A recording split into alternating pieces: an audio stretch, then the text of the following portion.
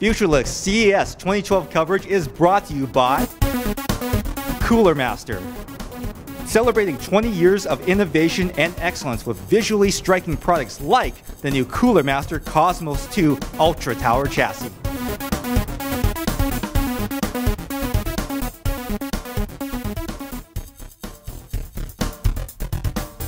Hi, I'm Steven with FutureLux.com, and we're at CES 2012. We're at Silverstone, and our good friend Tony here has come all the way from Taiwan to talk to us. So since Computex, you've actually got a couple more cases finished up, but the first one is right here. What can you tell us about that? At Computex, we have prototypes of our TJ04E and KL04E on display, but they were kind of rough.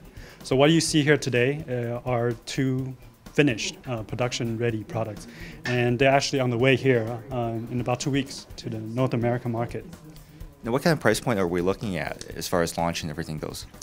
Price-wise, we will expect this to be priced at around $150 USD, and this to be around $120. Okay, the main difference between the two cases are the front panels and the accessories that we include with the TJ04E. So the KL04 would consist of plastic front panel, while the TJ04E will be based on the aluminum front panel. That's look very similar to the case that we released back in 2004 with that diamond cut edge finish. That's really beautiful, and we were the first one to actually introduce that to a PC case back then. So we're bringing that back in 2012. Now, what other cool features do you want people to know about on this case? This case, at first glance, looks very normal, right? It's very traditionally laid out. It's very different from some of the cases that we've been doing from the last few years.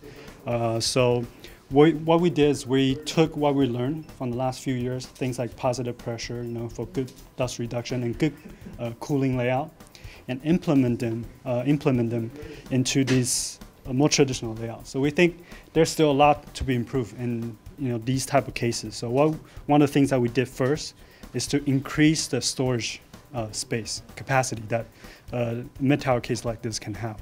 So in total, you can fit up to 9 hard drives and 6 SSD inside the TJ04E.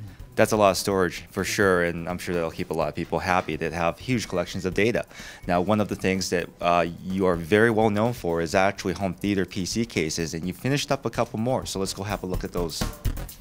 Silverstone is really a benchmark for home theater cases, and at Computex we saw a couple prototypes. They were a little bit rougher, but now they're finished up. Tony, what do you got?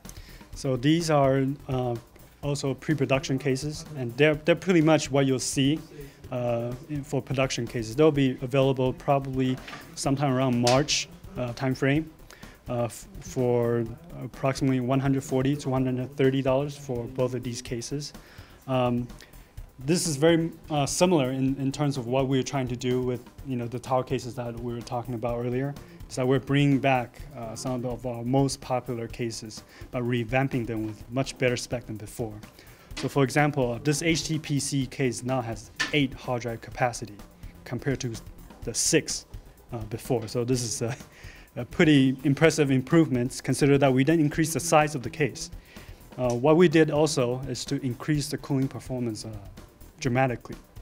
So if I lift up this hard drive cage here, you can see there's space for 1, 2, 3, 4 120 millimeter fans.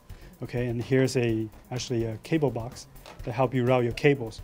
And if you don't want to use that, you can actually take this out and add one more 120 millimeter fan. So essentially, you have 5 120 millimeter fans inside this case that's not much big. I mean, it's no bigger than what we had before. So for maximum cooling and also maximum storage capacity for all of your media. That's great. Yeah. Now, you've actually got one more case to show us on the home theater line, right? Yeah. Here, we have the same case here with the same body, but it's GD07. The difference between the two is that this one has a front door that can cover up the drive base in the front. You'll have one less hard drive space here with 7 inside, but you gain 2 more 5¼ inch drive base. So you can put in your optical drive or removable hard drive racks, which are very, very flexible for you. And both of these cases feature adjuster to adjust the brightness of the LED. Fantastic. Now, as far as price goes, is this going to be more or less than the other case? It's a little bit less. We're expecting this to be about 130, and that to be about 140. That's great. So flagship cases for a really reasonable price for the home theater segment. Now, we've actually got one more case that has a very unique form factor. Let's go have a look at that. Can you tell me a little bit more about the follow-up to what we actually knew it as, the garbage can case?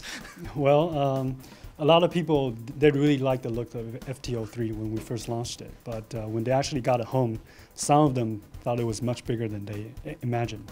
So we worked on that to solve that problem. So we created a smaller case called FT03 Mini. So what you see here is a case that's about half the size of the original FT03. So what we did differently is we changed the layout so that it only accommodates mini ITX motherboard and SFX power supply as opposed to micro ATX motherboard and standard ATX power supply. Also, if some of you may notice, the case is also now much cleaner all the way around. The FT03 had a side vent on this side, so with the new design, there's nothing on all of its side. Also, we changed the installation, or actually the assembly of the side panels, so you can now pop both the front and the rear panel off. Now, as far as pricing goes, is this going to be cheaper, more than the original? Yeah, it'll be a little bit cheaper. We expect this to cost around $130 when it launches, and that's without the power supply included. And that's a big move for us because this case only accepts SFX standard power supply. Now, speaking of power supplies, there's actually a couple innovations that you've been working on that side. So let's stop for a second and have a look at that. We've seen a lot of monstrous power supplies out there, and Silverstone has actually told me, Tony over here has actually told me that they've been going in the opposite direction. They've actually been shrinking them. What's that all about? Last year, we launched a 500-watt fully modular power supply that was only 140 millimeter deep. So that was the first in the industry. And we're going to keep working on that. So right now, we are showing a sample of a 600-watt with the 80-plus go efficiency. Fantastic. Now, shrinking power supplies in sizes, does it actually affect the pricing at all? It's going to be a bit more difficult, I guess, to build, especially higher wattage power supply. But we think, like we see with regular size power supplies, the longer power supplies, we'll eventually get there. Maybe next year when you come back, we'll have maybe an 800 or even 1,000 watt power supply that's fully modular. Well, that's great, and having the smaller size will make your LAN party case a lot more manageable. But there's actually another product down at the end here. This is the SFX power supply that we were actually talking about over at the FT03 Mini. Now, can you tell me a little bit more about how this guy was shrunk down, a little bit more about the technology here? We actually have been selling retail SFX power supply for about 2 years now. That was the 450 watt version with 80 plus bronze, but not much has changed since. So we're still working on it. Originally, we want to make this a 500, but as you can see, there's so little footprint for us to build upon. So that's okay. We still improved it. So we're pretty confident that sometime this year we'll have a 450 watt. That's 80 plus gold. The Air Penetrator series of fans from Silverstone has actually been extremely popular for their performance and also their price. Tony, you've actually got a humongous one in the corner. Can you tell me a little bit about that? Well, this is the new AP182 that we're going to launch pretty soon.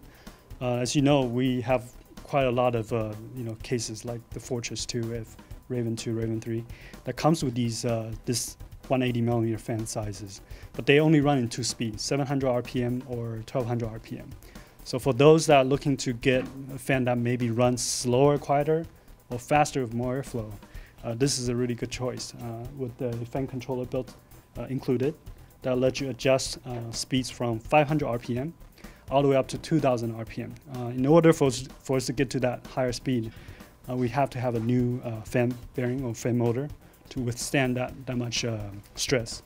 So it's got a quite impressive rating at maximum speed. It can generate about 170 CFM at about 42 dBA. But it won't be ear piercing like some of the smaller fan. It will be reasonable, and I think this will be a great upgrade option. Awesome. Now, how much are people going to be looking forward to paying for that? Probably about $30 range, $30 range. And as far as availability, when do you think it's going to come out? Maybe around March as well. As So well, around- most of our other new products. It's around March then. Yeah. Fantastic. Well, thank you so much, Tony, thank you. for meeting with us today. And check out more CES 2012 coverage on our YouTube channel. Check out our Facebook and also our Twitter. And there's going to be more coverage coming up very soon. I'm Steven with FutureLooks.com. Thanks for watching.